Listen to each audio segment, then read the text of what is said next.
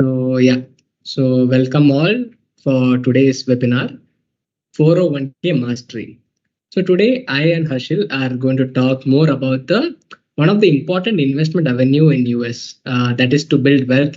And many Americans think about their retirement with their 401k retirement account for their golden years. So the base plan for hosting the webinar was we saw a lot of US NRI clients had 401k in their portfolio, but they were not sure how it worked and they were confused on the portfolio allocation and everything. So for that, we decided to host this webinar and to clear out the basic doubts or queries. And we'll try to figure out what is the potential of this 401k account. So moving ahead, based on the facts, only 60, like literally 63% of Americans are confused how the 401k retirement account works. So it's like being in America, it's like if they have no better clarity about it, it's like our NRIs that to shift to US for job or other employee programs, they also won't have a better clarity about that. So whatever the employer is sponsoring us, we'll be taking mark the funds and we'll be starting contributing in the same. It's a 401k account. So a 401k is an employer sponsored retirement investment plan where you can take money directly from your paycheck and put it towards your 401k, in which it reduces your taxable income. And it also gives you a nice tax deduction for the specific financial year. Since the 401k allows you to save for your retirement with tax deductible contributions, which result in paying less tax in current financial year, and also in short, we are actually pushing out the tax part to the later stage. So apart from that, your entire corpus is growing at a tax deferred growth, and maybe during your retirement, you're paying just less tax on the entire corpus. So the employee is typically given the freedom to invest across the various investment alternatives ranging from mutual funds, direct stocks, bonds, etc., based on the plan chosen by the employer. So you might have seen these names 403B and 457B plans. So are this similar to that of 401k account? So actually, what happens is these are also a tax deferred retirement plans, but the 401k is open to all the private sector employees, whereas the 403p plan is open for public schools, colleges, and universities and other non-profit organization workers. Apart from that, 457b plan. So this would be open and available to only state and local governments and certain non-profit organizations. So what are the main benefits of investing in a 401k plan? So for example, if suppose you are earning so and so income and you fall in a higher tax rate or higher tax bracket. So what you can do is to reduce your net taxable income, you can actually contribute into a 401k account, that is a traditional 401k account, and whatever contributions you make for that specific year, you can claim it as a deductions. Apart from that, the entire corpus will go at a tax deferred growth pace, and during your retirement, you will have to pay tax on that, obviously. So for example, my income is $100. In that, I am actually contributing $20 into the 401k plan. So the entire $20 that I'm contributing, I can claim it as a tax deduction. So I can actually bring down my net taxable income and I'll end up paying only lower tax rates. So apart from that, the one of the important thing of investing in a 401k plan is getting an employer match. So we'll talk about more about this in upcoming slides. So moving ahead, we'll go through the ultimate guide of the 401k. What is Roth versus traditional? What is the importance of getting the match? What is the importance of maxing out a 401k? More about diversifying, more about rebalancing the portfolio. So there are two types of 401k plans. One is traditional plan that, as we saw, it's like contributions are made pre-tax from your paycheck directly. And afterwards, in your retirement, you will be paying the tax, whatever slab rate that you will be in. So what happens is, however, right now, recently, the employers get two options. That is traditional 401k as well as for Roth 401k option as well. So this is kind of similar, but the tax treatment is slightly different.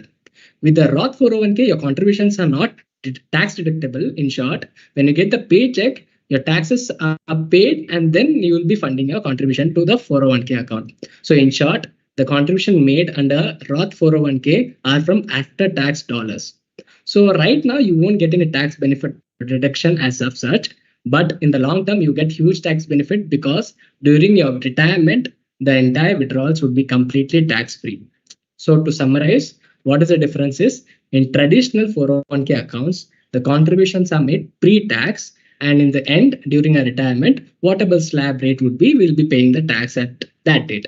And in Roth 401k, what happens is we are funding our contributions in Roth 401k with after-tax dollars, and during our retirement, we don't have to pay any taxes on it. So that would be the major part. And you may ask, in traditional and Roth, what would be the best option that is suitable for you? So it actually differs from person to person. So the tax planning is one of the crucial thing that comes into the picture. So right now, if you are at a higher slab rate, to reduce that, you can actually max out your contributions in the traditional 401k account and bring down your net taxable income. Apart from that, if you just don't want the headache in your future, in your retirement, to pay taxes again, you can directly start right now with a Roth 401k account and start funding the account with after-tax dollars, so that whatever the dividend income earnings are there over a long period of time, it would be completely tax-free during your retirement. So yeah, more about getting the match. So these are the two main general ways to get a match, that is partial Roth 401k matching and entire full Roth 401k matching. So whether it is regular or Roth or an employer like a traditional Roth, traditional 401k, many employers offer to match your contribution. It may be dollar to dollar or even better, maybe 3 for 1, meaning for every $1 you put in, your employer will contribute $3. Still, there would be some ceiling limit to that because there are annual contribution limits to your 401k account. So whether employer matches 3 to 1 or 50 cents for $1 each, there is no reason that you actually miss it out. And I would actually advise you to max out your 401k, because whatever the employer share and the contributions would be, it is actually free money. So actually what I would recommend is reach out to your HR and find out what is the limit that your company will match up your contributions to, and actually max it out, because it is a free money and you're actually increasing the savings for your retirement and compounding at a great rate. So in that case, having an employer match is the best option and one of the best feature in the 401k accounts, and you should actually make use of it. So moving ahead, as you see on the screen, this would be the contribution limits for the 401k. So if you are an employee, your annual contribution limit for the year 2023 is 22,500.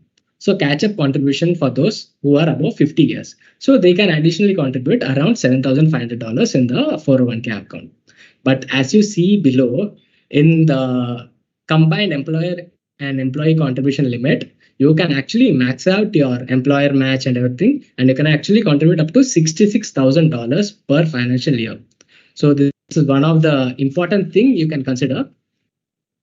Yeah. So this is one of the important thing you can consider and actually build your savings.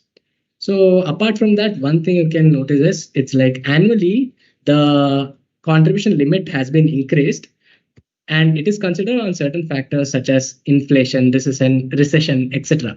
So based on the inflation for the 2024, the contribution limits might again increase. But right now, these are the contribution limits for your 401k plan. So one thing that has been found out from the Fidelity study was only 1/3 of small businesses. So in that case, what can the other 2/3? What can the other 2/3 of employees do and invest for their retirement account? So these are the alternatives you can consider and contribute. So there are options called as Roth individual retirement account, traditional individual retirement account, simplified employee pension account, health saving account, and normal investment account. Also, apart from this, I would actually recommend you to build up a separate contingency or emergency reserve, so that if there is any hardship withdrawal, you won't go and touch your 401k accounts, because it tends to be it tends to have a lot of higher penalty, and the taxation part is also not favorable to you. So I would recommend you to maintain a separate contingency or emergency reserve. And for the medical expenses part or something like that, you can actually try funding the health savings account. So in that case, it is completely tax deductible, whatever contributions you make. Apart from that, whatever medical expenses that you're facing in, you can actually redeem the amount and you don't have to pay any penalty as such. So moving on to how is your 401k constructed? So I will pass on to Harshil for taking it from here.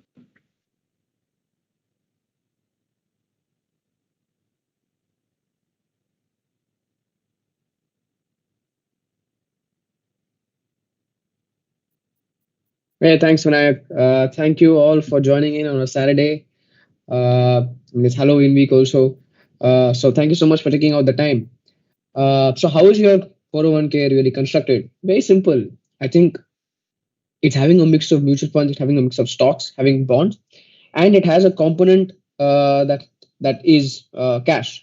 Now, uh, this is a vehicle. You need to consider that these are all vehicles, right? Where your savings are parked. And even from the slides, we've understood that there's a lot of confusion with investors in the US as to how my 401k is really constructed. Am I really making money off my 401k? Do I need to review it? Do I need to rebalance? That's why, first to understand, yes, it's a mix of mutual funds, it's a mix of stocks, it's a mix of bonds, and there's a good amount of component as cash. And it, like Vinayak was talking about, it can be under your control as well as your advisor. Right? Vinayak, can you go on to the next slide? Now, your investment options are aggressive, moderate, and conservative. This is very constrained. Now, why do we feel there is very constrained? Now, every cycle is different. Right? There's a winner. There are different winners. There are different losers in every cycle. Now, when I was going by the data, uh, in 2022, India came up on top. China came up at the bottom. Uh, Again, in 2020, China came out on top with 33% sort of return, and US was somewhere third, and Europe was the last.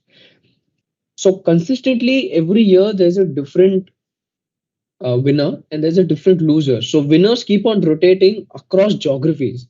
And this is not only geographies, this is across asset classes. So we have a very interesting slide that we took out in India, where it's very evident that you have to keep your eye out on the ball in order for you to go out and start reviewing and rebalancing. So they are split across aggressive, moderate, and conservative. It's all according to this profile. If you choose an aggressive, you'll have one particular type of allocation, moderate, one particular type of allocation, conservative, one particular type of allocation. Right? But that doesn't mean you're actually conservative. That doesn't mean you're really aggressive. That doesn't mean you're in the middle somewhere, have not figured out what your financial personality really is. So what are they really made of? These aggressive, moderate, and conservative. I can go to the next slide.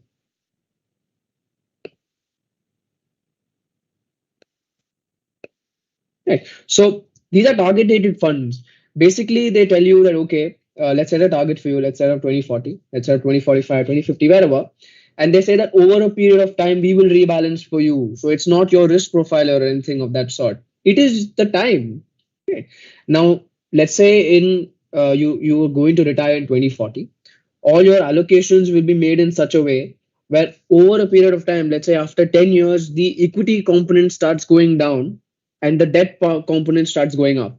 Right? It's classic, right? This is classical asset allocation, right? It's not rocket science. Right? It's just classic allocation, asset allocation. So it's simple, it is well diversified, and it's more like I will put my money in and I'm going to forget. Right? It's more like set and forget. And what people tend to forget also is I'm foregoing my returns in that. Right? These are my savings. These are my life savings. I need to live after that, after 2040. And if I don't earn anything on my money, then there's no point of me setting a target also. Okay? So it is somewhat rigid. It's not customized to every individual's or every investor's needs. Right? Uh, for somebody, aggressive might work, which means equity throughout. You're very well covered on all your other fronts in terms of insurance. Everything is covered for you. So you don't really need debt. You don't really need that cash component. You don't really need low yielding assets. You can just be equity throughout and grow at a high rate. For somebody who has not had every other area covered in their life, where they have liabilities to pay off, mortgages to pay off, they definitely require a healthy balance of debt and equity. So it is not customized to every individual's need. It's just a shirt. If it fits you, it fits you. If not, you're forced to be wearing that. It's as simple as that. Right. Vinayak, you can go on to the next slide.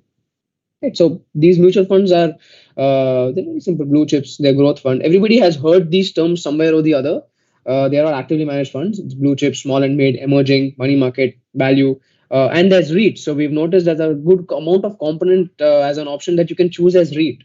So you'll get a good amount of options where you can get to choose. It's the so these are the options that are being presented to you.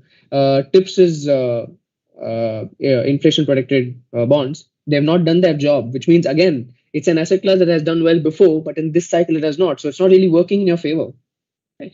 So there are a mix of all these products for you that might not really work in your favor, and that they need to be customized according to you. You have to layer some bit of advice on your savings for it to actually start working for you. Right now, where do these 401ks really invest in the mutual fund? We are seeing a lot of mutual funds, right? So where's the money really going? If you see in your 401k, you can go on to the next slide. 64% goes into mutual funds, and out of that 60% goes into equity mutual funds. So where do you think this equity mutual fund money is going? Very simple question. Where do you think it's going? It's going in the large caps. So which means everybody who's starting to do a 401k starts off, builds for 5-6 years. All the money is going in the same place. It's going in the same large cap because it's not customized. It's not tailor made. It's one size fit all. So everybody's money is going in the same place. Then there are hybrid mutual funds that work with a component of debt in it. Right now, US yields that are 10-year yields are about 5-odd%. But they were not 5-odd%. So anybody started 10 years back, you would have a very low yielding debt portfolio or debt component along with it. So today, 10%. So at the end of 2021, 10% were in bonds. This is a study by Fed. So right now it's 5%. So it makes sense for you to actually reallocate your money and go more towards debt for investors who need to have that debt component. So basically, what I'm trying to tell you is everybody's money is going in the same place, and you're continuously compounding at lower rates. If you can move on to the next slide. So your average allocation to your 401k plan is nearly 42% odd is in equity, and everything else does not really matter. So if 50% of a portfolio grows at 5%, then it doesn't really matter. If 50% grows at 20%, then it really does make a matter. So your concentration is very much covered. The risk that you're taking, you're very well rewarded for the risk that you've been taking. So these are how 401ks are really constructed. So everything is not tailor-made, but it has to be tailor-made according to you, according to your needs, according to how you have been managing your savings all this while, how you have saved all this while.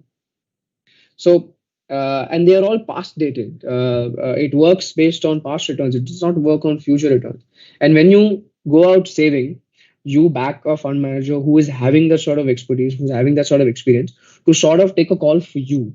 But if all investing is done in a specific fund solely by getting recent returns, then definitely it's recency bias. It's not forward looking. None of it is really working in your favor. Okay. So if you look at valuations right now, now everybody's money is going in the same place. Is it going at the right time? If you can just show that slide. Is it really going in the same? If it's going in the same place, is it going at the right time? Now, 401ks are meant for really long term, right? 2040 is another 15 years from now almost. Right. So if you look at the dot-com bubble, now these are where crisis comes into picture, and this is where diversification does play a good role for your 401k. It does a good job of diversifying your assets, but is it diversifying in the right place? Now, if you started your 401k at the peak of the cycle, you don't make any money for the next 13 years. So your savings don't really yield any return. But for somebody who started in 2013, somewhere of or in that entire 4-year period of 2010 2014, right now, definitely their savings would have made a lot more money. They would have yielded a lot more return. Right. So where you start really does matter. Second, your allocation towards particular asset classes in that particular time matter, because things keep changing, things are not constant. So in 15 years, definitely there are things that are going to be changing. We went from auto leadership in India, we went from agriculture to manufacturing, and now it's going to go more services oriented. Right. So again, there is rotation all the time. If you enter in the in the wrong point with the wrong allocation, it works completely against you. Right? And this is why you have to be very cognizant of how 401ks are constructed, how they are structured. Second, in terms of the current allocation, should that allocation really be, is a question that you have to ask. Right? Pinak, if you can go on to the next slide. Yeah. So you have to understand the right time to rebalance. It's not trading in and trading out. It's always going to be a buy, and it's always going to be buy in the right asset in the right asset class.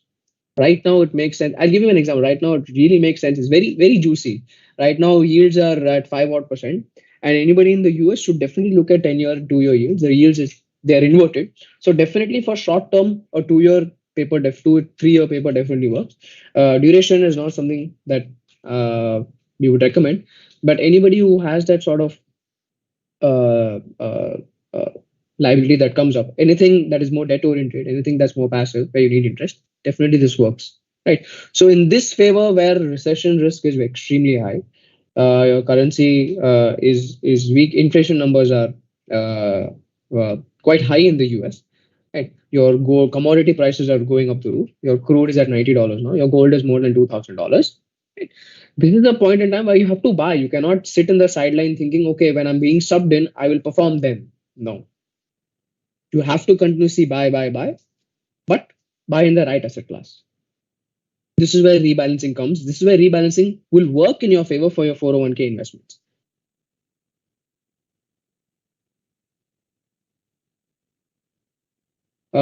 So this is a no-brainer.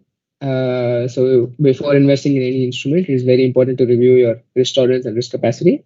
In very simple words, your willingness and your ability to take risk are completely different. You might be willing, but you don't have the ability. Right? You might not have the firepower to go out and start taking the risk. Flip, you might be willing to take very less risk, but your pockets are really deep for you to make that extra risk. So that sort of balance is something that we as an advisor can help you take. That balance is something that we can help you match also. This is where your role of an advisor starts coming in. Now, I think Vinayak, I pass the baton to you. You can take it forward. Yeah. So as you saw more about a brief about in layman terms, what is a 401k, and in brief, what would be an allocation of the 401k portfolio look like. So one FAQ or a question that we usually get is what to do when you retire early, or are you making a shift from your company? So what to do with your existing 401k plan? So right now the job hopping is currently common nowadays, but it can lead to a lot of confusion in managing your retirement accounts. You can end up having a lot of 401k plans with your ex-employers. So one disadvantage of that is it actually depends from plan to plan, but you won't be able to contribute to the existing plan that you already built, maybe for next last 2 to 3 years, and after shifting in. And in some cases, you won't be able to roll over your existing 401k plan to a new employer's 401k plan. So there are a lot of conditions in that also. So in that case, what you can do is always you can roll over your existing 401k plan into a new IRA. So that is the option available. And I would also recommend, it's very crucial to ensure that rollover is done correctly to avoid any unwanted tax consequences. And it's better to roll over because you will not miss out on the compounding benefit that you already made. And yeah, that would be one thing you have to consider. So as we saw, this would be a brief checklist what you can do to consistently build and increase your 401k wealth. So one thing is starting early. So starting your 401k from your earliest age would be the one thing. So one more thing I would recommend is, so okay, if you say it's like you're already maxing out your 401k contributions, Then after that, there is also one more thing available, that is IRA, individual retirement account. In that also, you can actually contribute up to $6,500 annually in that. So one thing is, once you max out a 401k, there are other things you can max it out, and you can create a better corpus for your retirement. Apart from that, getting a full employer match is one of the important thing you have to consider. So suppose if anyone is in the transition period, and if you are going to join a new company, one thing you have to do is you have to talk to your HR and sort it out and figure out what is the contribution that you have to make to get a full employer match and max it out. That is one thing. And stay until you are vested. So some of the companies would have certain vesting period. So if I start a 401k account with a certain employer, so they might say after 1 year, whatever employer contributions are there, then only it would be completely vested. Because in that 1 year period, if suppose you are leaving the job, the entire employer contributions would be subjected to penalty and tax, or else you won't get that entire employer contributions too. So that is one thing to consider. You have to remain vested, and you have to talk to HR and figure out what would be the vesting period. Apart from that, what we thought is, it's like at least rebalancing your portfolio once a year is kind of mandatory, and it would be like in your favor to build your 401k account and aligning it to towards your end goal. Apart from that, as we discussed, we saw a lot of investment option available. Don't go with the default target rated funds. There are other investment options available also. You can actually reach out to your professional advisor, financial advisor, and see what is the right set of investment products that you have to invest in, and obviously build your retirement corpus. Apart from that, it's also important to keep track of your 401k plan reports from your existing or previous employers if you have any. Also, review your quarterly statements. See how the contributions are being done and be on track on how the corpus is being built and everything.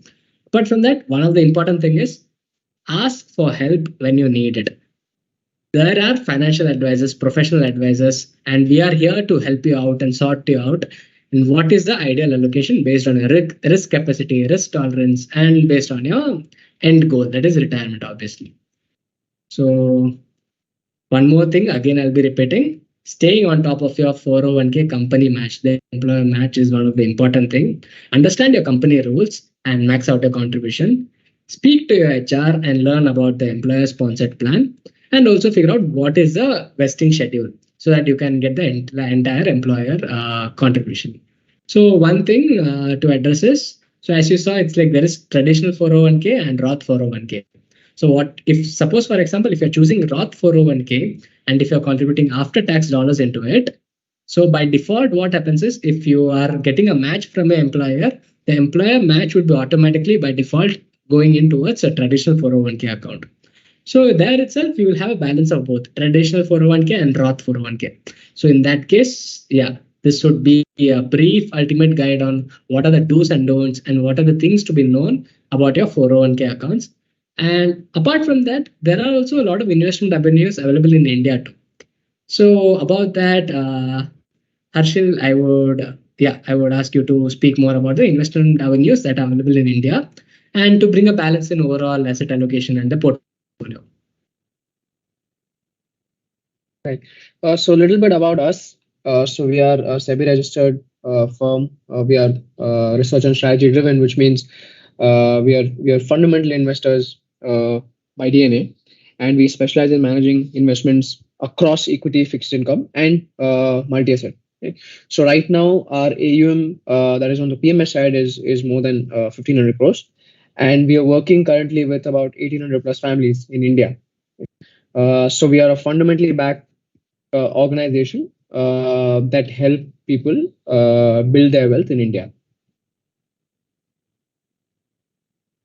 So our entire universe is split across 4 products. We wanted to keep this very simple. See, the reason why we are able to bring our products on the same page as your 401k investment is because we understand, see, investors in general are the same everywhere, right? They want a product in which they can contribute continuously that is generating high returns. And when investors look at developed versus developing nations, your developing nations do outperform developed nations in brief points in time, right? So for 10 years, you would see that situations in developed nations are not really good, but in developing, because they are having the supply power, they become the price maker, and that works in the developing nations' favor. And today, the scenario has come again for us to look at India. India is very well poised to take over the third spot in terms of GDP across the world, because right now we are in the best shape of our lives. Today, if you look at our macro fund, our current account deficits are well under track. What the government spent in a year that they had not spent in the last 10 years, which means 10 lakh crores is spent all in 1 year. So the focus of the government right now is to invest in road, in power, is to create newer assets that are generating revenue, that are generating employment. Uh, in terms of how we are placed to other countries, if you look at our currency has only depreciated against the USD. But in terms of all the other currencies, we have appreciated, which shows our inherent strength. And if you compare developed nations to developed nations currency movements, you are seeing developed nations hit an all-time low against the USD. So we are doing far more better than developed nations out there. And we are the only country that is offering you 7% GDP growth. Right? A couple of days back, your quarterly numbers came in for US, where the GDP was about 4.5%, 5%. But that's only in the quarter. You're seeing a lot more problems on the consumer companies, where their commentary has been that there has been a problem in terms of inflation. You look at your McDonald's and your Burger Kings, definitely they are flourishing, but yes, they are facing pricing pressures. So with that intent, we wanted to come out with products that offer investors savings appetite, which means you can always contribute to these products because we will never run out of ideas. We take care of all the reallocation and the reviews and the rebalancing that are to be taken place over intervals. Because our process is extremely strong in terms of how we generate ideas. You'll see our team size going forward. All our products are fit to have appetite as well as offer growth in India. So the first product is more of a flexi cap strategy. The second one, that is True Blue, is more of a large cap strategy. We will have just a concise universe of 30 companies in which we would not go beyond 25 odd companies. They are the creamiest of the lot. Then there is Vriddhi, which is a small cap fund. Now this fund operates like a private equity fund. You know that the diligence that goes into private equity is no less than what is supposed to go into a small cap company. And then there's Sphere. Sphere is a multi-asset strategy. We focus here; it's more top-down, and here we don't have a cap on any asset class. So Indian mutual funds here have a cap that 40 to 50% need to be in equity, the rest need to be in debt, and about 30% need to be in debt, and the rest needs to be either in cash or precious metals. But here we don't have a cap. We can go 0 to 100 in any asset class. If it makes sense for investors to, if the economic scenario is that yes, debt makes a lot of sense, we would have a lot more debt than equity. Also, we don't have any constraint on looking at a particular geography. So we are currently investing across the world. We are looking to invest in China. We are looking to invest in the US on Sphere. So it allows us a lot of flexibility. And these are the products that we have to offer. Now, particularly in terms of for US investors.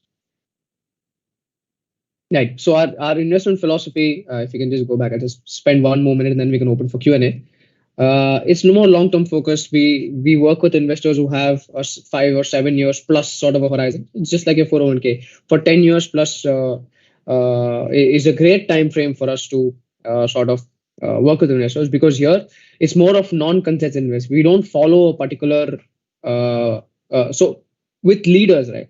So if you look at leaders, usually the market tends to go with the leader, but we don't go with the leader when they're leading. We are already at the point of coming out. So it's non-consensus investing, and it's a more bottom-up approach. It's fundamentally driven. We look at how the company is being run, the promoters that are running this company, over market cycles how they have done, because every economic scenario is different. And in India, we have always seen high inflation. We have always seen high interest rates. And this is one cycle where your interest rates are well within band, and your inflation is well within band. So we do follow a bottom-up approach, and we are high focus on risk management. So on Solitaire, for example, which is our flagship product, we don't go beyond 5% in a particular portfolio. That's one thing. Second, any investor on day one does not have their money deployed immediately. And so 100% of the money is never deployed. It takes us 3-4 months to reach our desired allocation to that one particular business. Okay. So this is where we come in. So right now, day one deployments for most of our products are barely 50 odd percent, because we do think that valuations are quite fair in India. So your money will never be fully deployed. At the same time, when we do get extremely high conviction ideas, there we don't shy away from taking risk. So we're very well calibrating risk. Okay. And in terms of our product development, so Sphere and Sphere Neo, this is a special product that we have launched for US investors who are looking to save money in India. So this is a product that has been in the works for the last 12 years.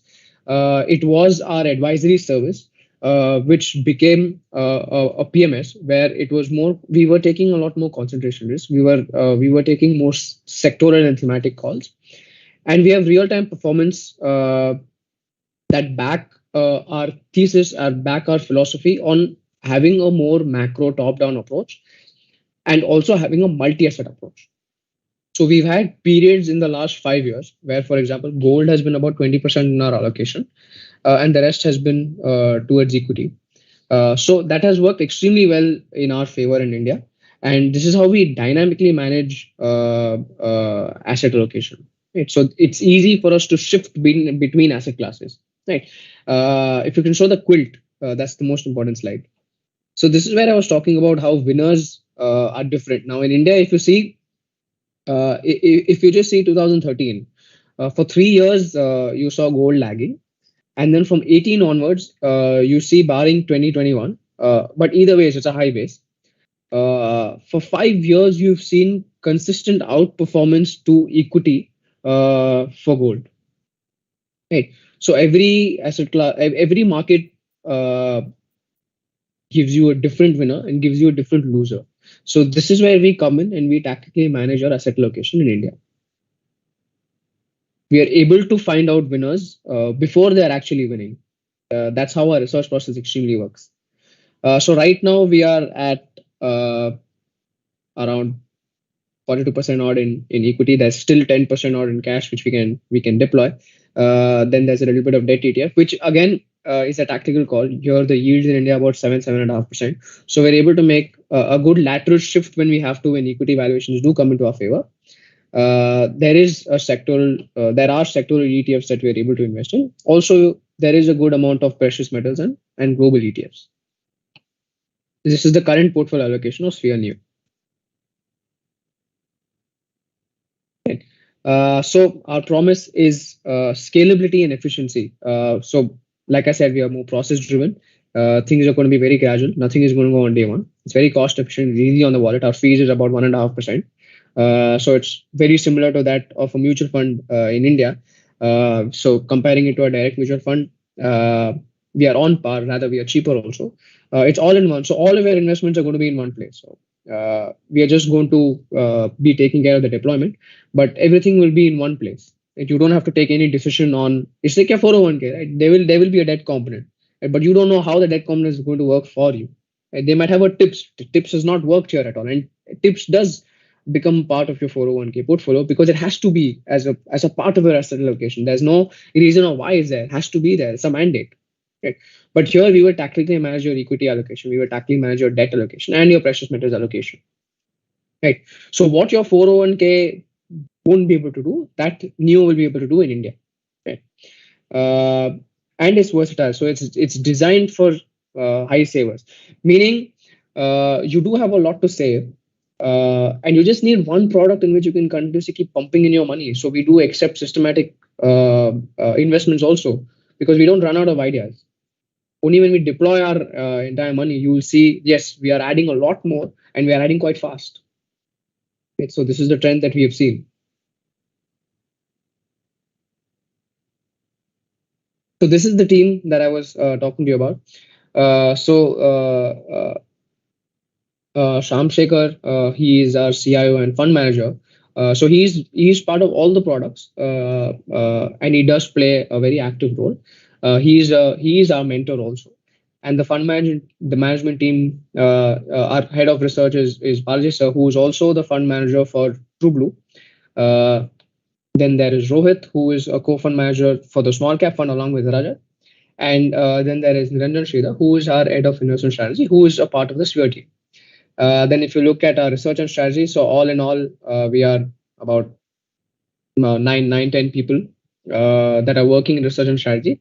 This is where we set the process. This is where we dive deep into fundamentals, and only then we take the call to the investment committee where it is being reviewed, and only then we are taking a call of how much to invest. So nothing is going without multiple checkposts. Right? So our investment management team is Gaurav, and Ganesh is of course our product management. And you would have seen him in multiple webinars that we have done, and he's also taking an active role in interacting with investors. So let's look at the numbers. Since inception, our inception has been 17 October 2023, which is finished 1 year. And since then in India, we have done about 22%. And if you look at our index, it is about, that is the multi-asset index, which is a mix of equity, debt, and REIT. That's about 11%. However, if you do compare it to US also, we have done extremely well. Right? So if you look at Solitaire has been, since it's our flagship product, it's been there for a long time. It's been there since 2019. And you're compounding at about 25% in India versus your pure equity, that is 100% equity benchmark, which is at 19%. So again, if you look at our large caps, right now it's about 11.28% since inception. It's 2021. And your Nifty 50 is about 12%. So in India, if you do look at the India chart for extremely long periods of time, for 10 plus years, an Indian investor can compound at 11 to 12%. Right? And our endeavor is to grow beyond inflation, to grow beyond GDP. And obviously, since we are in control of the management of funds and allocation, your return expectations can be about 15 to 18% in any equity product that you're sort of doing with us. So it's an expectation, it's not a guarantee, it's an expectation. Because Indian investors usually make about 10 to 12% if they stick for extremely, this is passive. There's no active management involved in this. This is completely passive.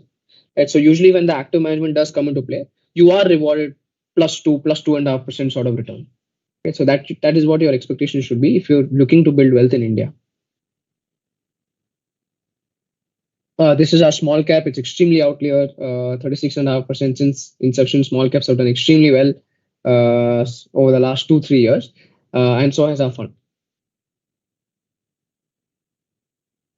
I think that's about it. We'll open the floor for questions. We have a good amount of time for questions, Q&A also. So do type in your questions in the chat box. I think it's right there. Yeah.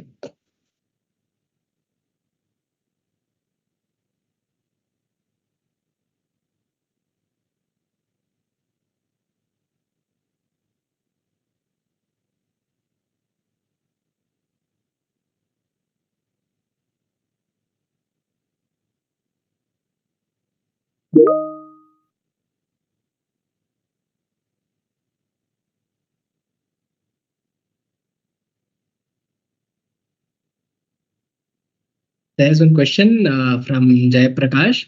What is the minimum amount to invest in any of your products? So right now, as yes. Vinay, carry on. So right now, as per SEBI mandate, in PMS, the minimum investment size and minimum lump sum investment would be 50 lakhs. And it is same across all our PMS products. So because we come under SEBI's regulation, and the regulation is quite strict, for any investor investing in India via the PMS route, 50 lakhs INR is the minimum. Now, why is it 50 lakhs is also because in the last, so the last cycle, 2014 to 17, small caps did extremely well, right? Everybody was able to generate a lot of wealth by investing in small caps, and PMS did play a huge role. And that point of time, there were no cutoffs much. 25 lakhs was the cutoff for any investor. So it was being mistook and missold for products that make extremely high returns without understanding the investor's risk appetite. Now, after 18 was when things started to go extremely bad for the Indian market. Yet you had a lot of issues in terms of banking. We had a new governor, and interest rates were quite sticky and high. So in that sense, the investor had a very bad experience, and then SEBI had to intervene and say, no, these are products that are meant only for investors who can start off with 50 lakhs. Next question is referring to the 401k rebalance. If we are in current times of uncertainty where US equity may be down in short term, what action should I take in terms of rebalance? See, now we really need to look at where most of your money on the 401k really is. Now, if it's on the large cap side, most of the large caps would be in the top 7 stocks. Now, the top 7 stocks since inception, since the start of the year, has done about 30-35%. And the rest, 493 companies, their returns are about minus 0.5, minus 0.4 or something like that, which means that has not moved at all. Rebalancing only comes in the picture when there's a deep shift or a deep change in favoring a particular asset class. Now, that's why I said that today valuations in the US are quite premium. So a good shift might be to debt because it's offering you that sort of so your opportunity cost is what you need to look at. If your opportunity cost does give you enough benefits, then yes, a shift you can do. If it does not, then there's no point. But you have to look at where your money currently is. See, right now, if you look at US small caps are trading at a very high discount to large caps. But that doesn't mean that small caps are going to offer you that growth just because they are cheap. Right? Only 7 to 10 companies that are very large, more cloud driven, more services driven, they are only doing well. That doesn't mean that because it's cheap, everybody else should do well. Right? So this is where we come in, and this is where we do that analysis. We try to help you that, okay, this is a cycle in which you need to have more into these asset classes. Within that particular asset class, you need to be into this particular product or this particular theme.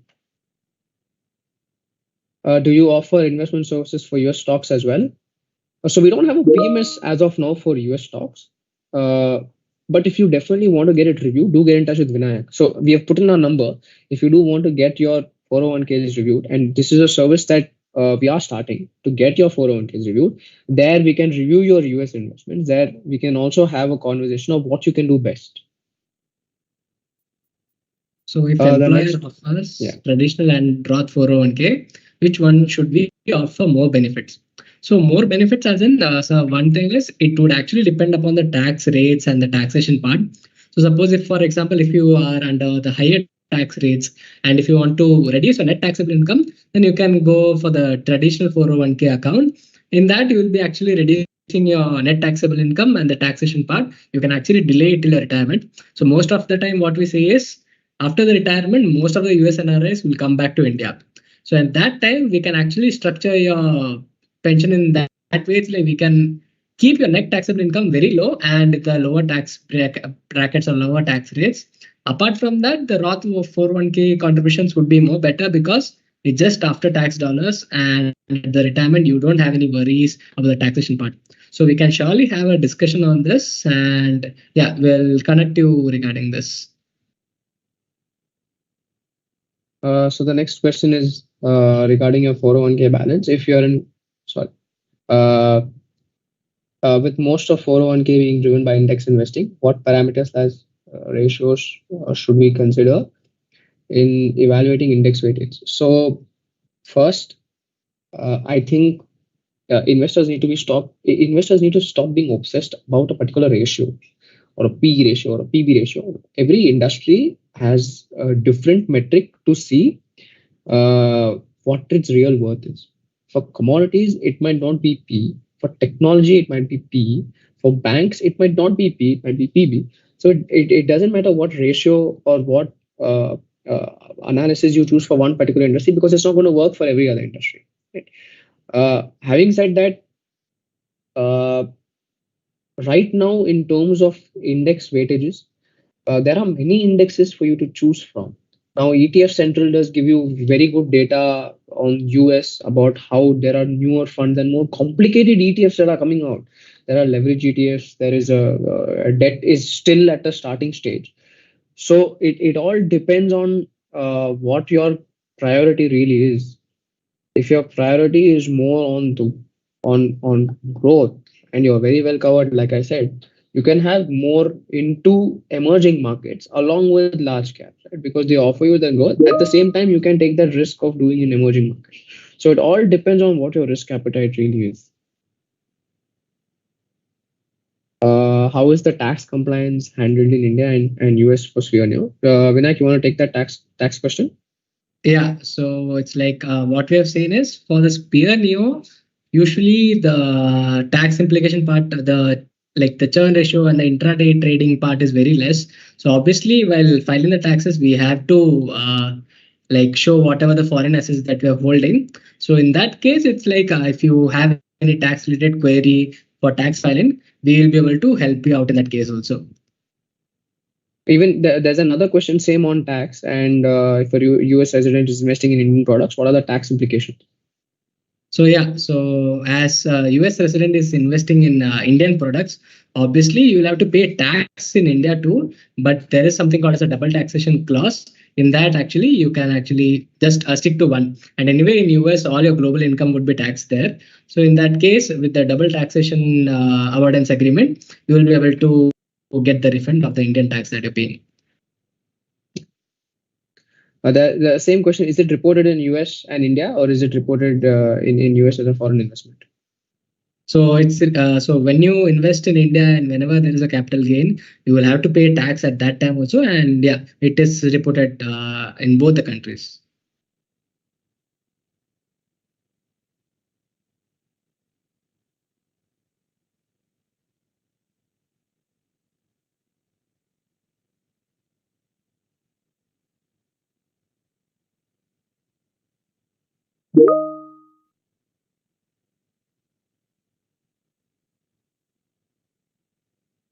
Does an investor need to be present in India to invest in the PMS? No.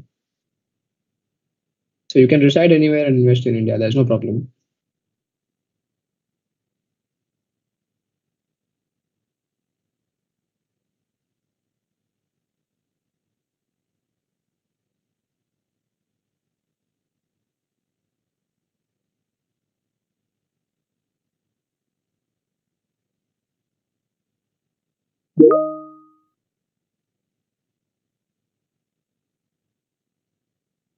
Is Spear Neo a non-active fund? No. Sphere Neo is not a non-active fund. It's a completely active fund. See, we are taking the thing is we are taking decisions on a daily basis. See, suppose an investor joins in today, their portfolio will be extremely different from somebody who joined in 6 months back. Why? 6 months back, opportunities were different. There might be a business that where the price of that particular business has gone up. We can't buy it. We love it, but we can't buy it. Or a new investor who comes in. So in relation to that, something else would come in. So we are completely active. That's why I said that we are able to offer you that appetite to save, because our portfolio will always be hungry. Because opportunities keep changing, and every investor's portfolio is extremely different. So what we were able to buy at that particular scenario, or it gave us that window of opportunity for 1 month. It might not give us when you come in, but it definitely might open up in the future where it gives us that 3-5%, or in a particular case, if that we have allocated 10% also in a particular business, it gives us that opportunity. We will definitely be able to scale that. So it's definitely not a non-active fund. In fact, it's not only with Neo.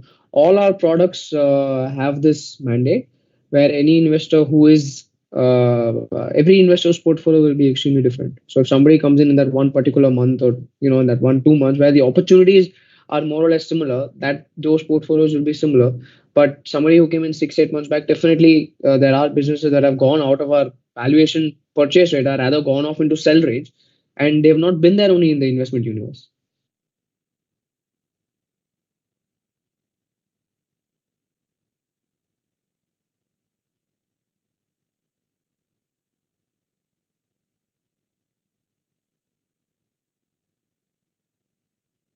Vinayak, you want to take that question? So the question is, if I sell my property in India, I'm a US citizen and invest in your fund, will I still incur 20% TDS for the sale of property?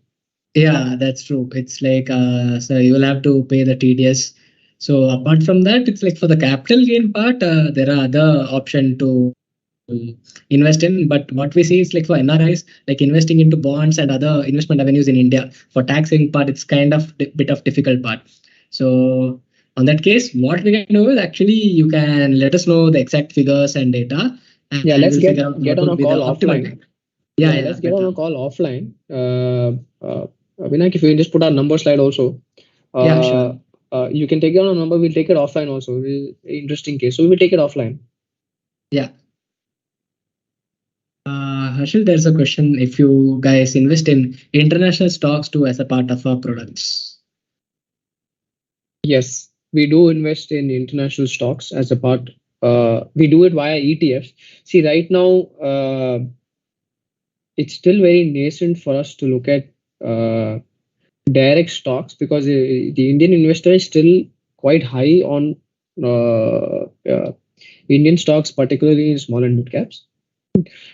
But we have that option to do global investing via ETFs, right? And there are timelines that have been set for us to invest in international stocks directly. So that is definitely going to be a part of our picture. We definitely have that. We are open, so we are already ready with that. It is part of our mandate. We are already ready with it. It's just that when it starts rolling out industry wide, you will see us also do it. There are very few players who are offering that sort of services, because they're very small, very nascent. But as and when the industry develops, we are already ready. Right now, we are doing it via ETFs, and we have enough ETFs to look at Asian geographies, North American geographies, also Europe. So, very interesting question. The options in 401k are different for different accounts. How do you plan to invest? So, we are reviewing each and every single 401k account that suits you. So we've worked with investors in the US who reviewed their 401ks with us. Every 401k is different. That's why we said, okay, now that we've built a good amount of expertise, let's reach out to everybody and say that yes, we are here to advise you. And everybody's advice has been different. It has been very interesting for us to work with investors with different sets of expectations that are coming out from their 401k, different goals, how they want to use this 401k also. So we are deep diving on every individual account. So and we are giving you that advice. So yeah, as Harshil said, it's like you can reach out to us. You can send us the policy document and the investment allocation that you have in your specific plan. We will review the same and yeah, let you know what is the optimal asset allocation or investment allocation.